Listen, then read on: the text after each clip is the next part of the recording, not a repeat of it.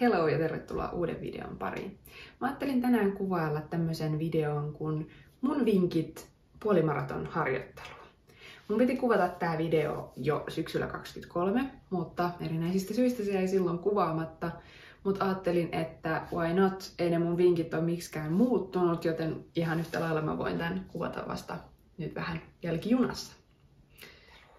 Mä itse juoksin mun ensimmäisen puolimaratonin huhtikuussa 2023. Siitä mä oon tehnyt erillisen videon, joten tsekkaa ilman muuta se, jos kiinnostaa. Ja sitten seuraavan puolimaratonin ajatin sitten syyskuulle 2023. Ja tietysti tavoitteena oli parantaa aikaa ja niinhän mä myös paransinkin sitä. Joten mennään sitten niihin vinkkeihin, mitkä ainakin itse koin hyödyllisiksi. Vinkki 1. Monipuolinen liikunta. Mähän treenasin myös mun ensimmäiselle triathlonille samaan aikaan, kun treenasin tälle mun toiselle puolimaratonille, joten sitä kautta tuli hyvin tätä monipuolista liikuntaa, koska tuli sen juoksun lisäksi myös pyöräilyä ja uintia. Sen lisäksi mä tein myös lihaskuntaharjoittelua ja sitten kaikenlaista lihashuoltoa, venyttelyä yms.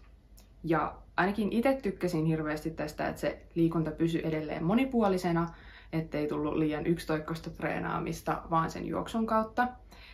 Ja tietysti sitten mitä lähemmäs tätä puolimaratonia mentiin, niin se treeni muuttui koko ajan enemmän juoksupainotteisemmaksi ja keskittyi enemmän siihen. Vinkki 2. Selkeys juoksuohjelmassa. Mullahan on käytössä tää Polarin kello ja Polarilla on tää Polar Flow-palvelu, jonka kautta pystyy tekemään itsellensä juoksuohjelman. Ja itse tykkäsin kovasti tästä juoksuohjelmasta, koska se loi mulle sen juoksuohjelman, että mitä mä juoksen minäkin päivänä ja kuinka paljon ja millä sykealueilla. Niin mun treeniohjelma oli siis sellainen, että viikkoon tuli 1 pitkä juoksu. Se ajoittui aina sunnuntaille ja se alkoi jostain tunnista ja jatkuu sitten sen ohjelman edetessä johonkin tunti 45 minuuttiin. Ja se oli siis tosiaan matalasykkeistä juoksua, mikä tuntui alkuun tosi hankalalta, et en mä osaa juosta kauhean matalilla sykkeillä. Et se oli semmoista ihme sipsuttelua, mutta kyllä sitä kun riittävän kauan hinkkas, niin siitä rupesi sujuun se, että pystyi juokseen myös silleen matalalla sykkeellä. Sen lisäksi sinne kuului myös 1-2 tällaista keskipitkää juoksua, joissa oli siis tietysti lämmittely matalilla sykkeillä, sitten semmoinen reippaampi vauhtinen juoksu ja jäähdyttely. Ne oli semmoisia kivoja perusjuoksulenkkejä. Ja sitten kerran viikkoon tuli myös intervalleja. Vinkki numero 3. Intervallit. Mä nostan ihan erikseen noi intervallit omaksi vinkikseen, koska mä koin niistä olevan tosi paljon hyötyä tuossa mun treeniohjelmassa. Mutta kurkataanpa tässä ensin yksi pätkä, mikä on mulla tallessa niiltä ajoilta, kun mä juoksin noita intervalleja.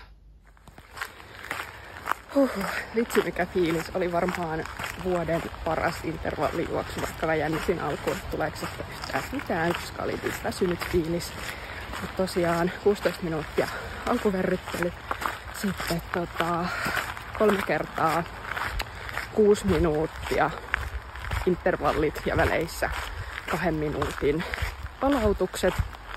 Eli intervallit 4-5 alueella ja palautukset 3 alueella. Ja nyt teen sitten loppuun vielä tämän jäähdyttelyn 5 minuuttia ihan kävellen, että sykkeet pysyy sopivissa luvuissa.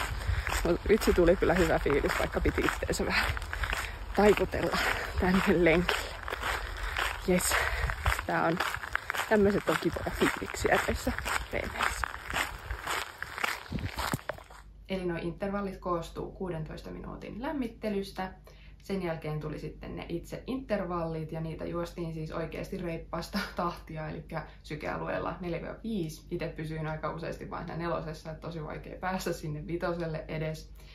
Sitten intervallien välissä oli tämmöinen 2 minuutin sykealueella 3 oleva juoksupätkä ja sitten lopuksi jäähdyttely.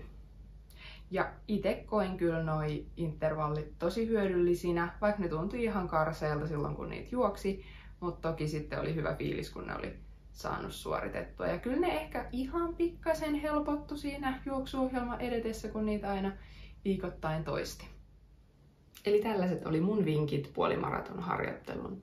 Ei nämä loppujen lopuksi ole mitään ihan hirveän ihmeellisiä, ja nämä on tosiaan vaan sellaiset, mitkä itse koki tosi hyödyllisiksi.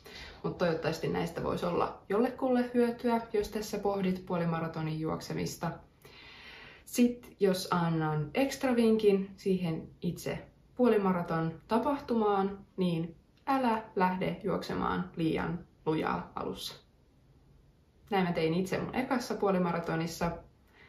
Ei hyvä.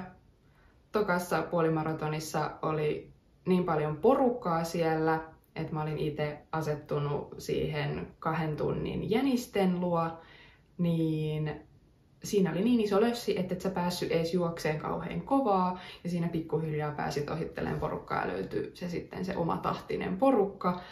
Niin ei tullut juostua liian kovaa, ja se oli hyvä juttu. Jakso varmasti paljon paremmin, kun ei kuluttanut siinä alussa liikaa energiaa.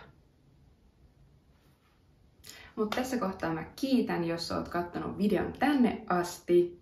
Pistähän peukkua, jos tykkäsit videosta tai koet, että näistä vinkkeistä oli sulle jotain hyötyä. Muista myös tilata kanava, se merkkaa mulle tosi paljon. Ja pistä ihmeessä kommentteihin, jos sulla on jotain omia puolimaratonharjoitteluvinkkejä, joita mä voisin ottaa käyttöön sitten, kun rupean seuraavalle puolimaratonille treenaamaan.